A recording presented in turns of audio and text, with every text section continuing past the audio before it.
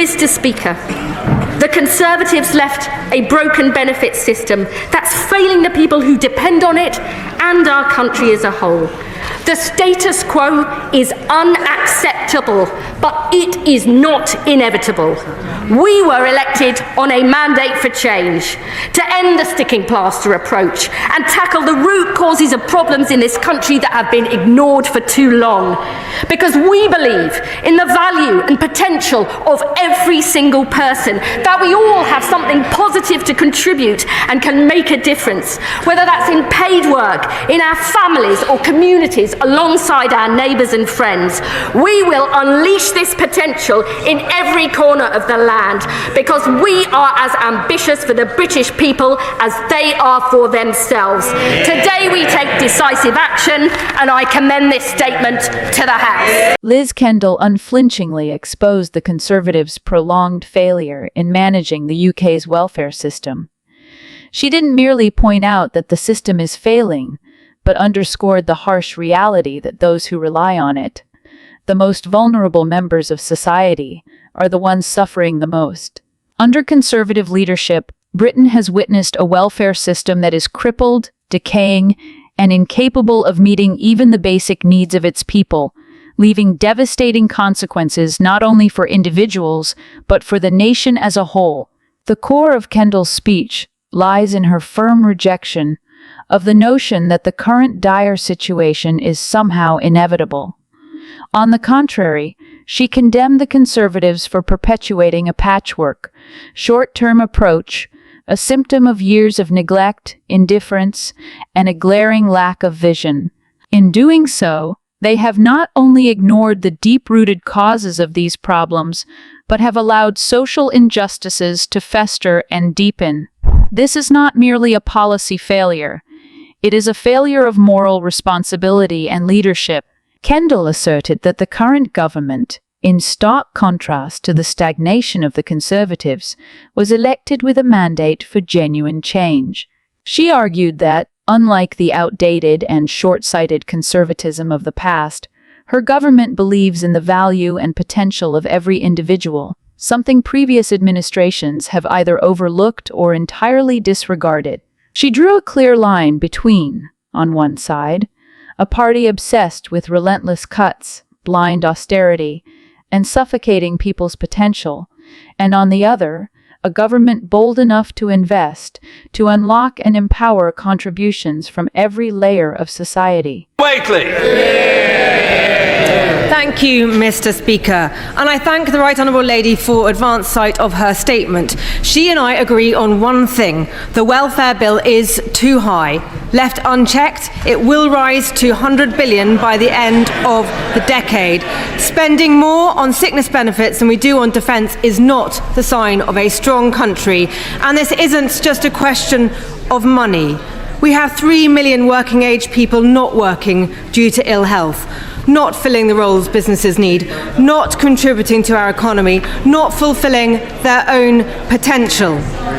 Now, the best way to get the welfare bill down is to get people off benefits and into work. That is what we did year after year after taking office in 2010. Despite the once-in-a-century pandemic, there were 4 million more people in employment when we left office than the mess we inherited from Labour.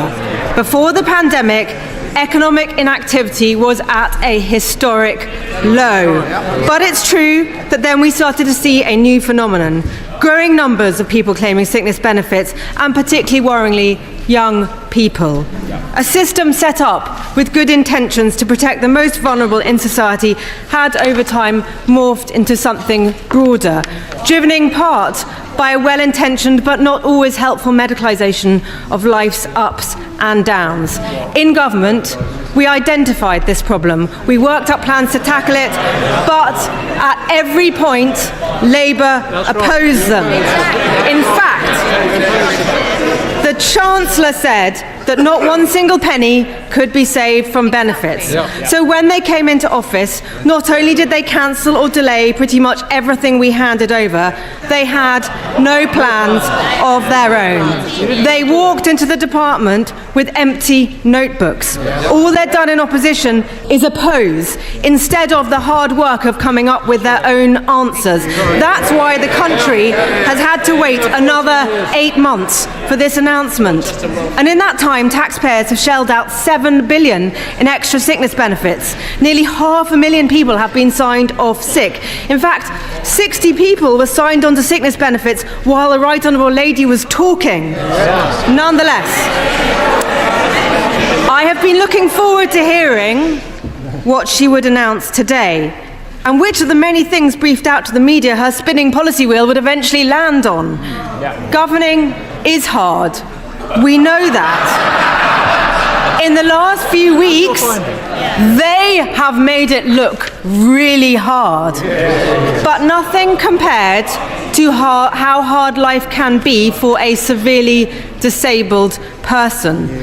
Somebody for whom getting up, getting dressed, getting breakfast, things most of us here found easy to do this morning, they find hard, if not impossible. For some people, the last few weeks has been deeply frightening. They will be glad I can genuinely say that I want the Right Honourable Lady to succeed, and I welcome her commitment today to increase the number of reassessments and that more of these will be taking place face-to-face and recorded. I welcome the investment in employment support for disabled people. And of course, I welcome her re-announcing a host of things that we were doing in government. Scrapping the work capability assessment and creating a single assessment. That is already government policy, due to come in 2026-27. Her big idea seems to be to delay this until 2028. Merging New Style JSA and ESA into a new time-limited higher rate, a proposal we worked up in government. Tightening up eligibility for PIP, a consultation we launched, and by the way, would have gone much further on. Ending reassessments for people whose health conditions won't improve, we consulted on. Their right to try guarantee sounds remarkably similar to our chance to work guarantee. And of course, her continued support for Workwell, a programme I launched with the now Shadow Chancellor. In fact, the only original idea I can see in their entire announcement is increasing the rate of unemployment benefits. A Labour policy, if ever I heard one. Mr. Speaker, this is a now or never chance to seize the moment, a now or never for millions of people who will otherwise be signed off for what could end up being a lifetime on benefits. But this announcement today leaves me with more questions than answers. How many people will this help back into work? By when? Surely we haven't been waiting 8 months just for another green paper. Where is the Fitnote reform crucial to stem the flow of people onto benefits? Where is the action on people being signed off sick for the everyday ups and downs of life? Why is she only planning to save $5 billion when the bill is forecast to rise to over $100 billion? And do the savings she's announcing today include the $5 billion savings we had already agreed with the OBR for reforming the work capability assessment? Because if so, she has made virtually no savings of her own. What is the saving net of the additional expenditure planned? Fundamentally, this is too little, too late. The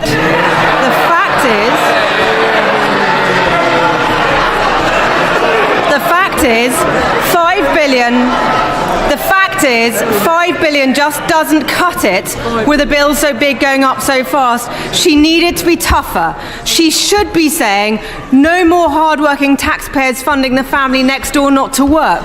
No more free top-of-the-range cars for people who don't need them. No more sickfluencers helping people to claim money they don't need. And now, before the Right Honourable Lady puts on her angry voice and leans across the dispatch box to shout at me about 14 years, can I gently say to her that everybody in this chamber and around the country knows that we lost and they won, and now her job is to govern, and it is my job to hold her to account. Our country needs everybody who can work to work. This principle should be at the heart of our welfare system. It is good for the taxpayer, good for the economy, good for the individual and their family who benefit from the security, dignity and purpose that work brings. And it means that those who genuinely cannot work get the support they deserve. But the fact is, fewer people work under Labour. It's happened every time they've been in office, and it's already happening now. They should have taken their time in opposition to come up with some meaningful reforms. They didn't, and the country is already paying the price.